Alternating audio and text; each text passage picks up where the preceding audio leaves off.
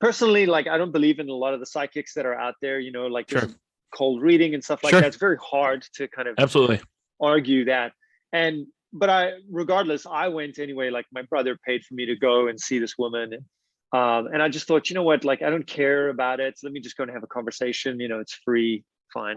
And Yeah. she gave some great advice, and she gave some great insights. And that's what I took away from it, is just like having a conversation with a really insightful person. And she said to me, you should wear the suicide as a medal of honor, because you'll be surprised about how many people feel the same way. And Mm, that's what I did. Like, I didn't back down from, get ashamed or embarrassed about that fact. I'm like, this is what happened. This is what I did to myself.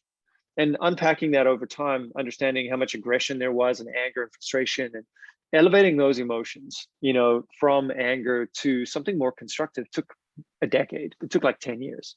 You sure. know, I'm 41 this year. And I must say, until the age of like 33, I was not a pleasant person to be around. Interesting. But I still had this idea of like, I'm going to do this. I'm going to do Yeah. this despite what anyone else says. Just, go out into the world, live my life, and do what I want, and fly in the face of everything that anyone says. So if anyone told Mm, me I couldn't do something, I was like, you know what? I'm going to do it, even if I sure. fail, just to spite you, and it's a Sure. stupid way to be, but that's what the emotion dictates. And I think one of the biggest things is learning how to dissolve those emotions has been one of the biggest things that I've ever learned, is Yeah.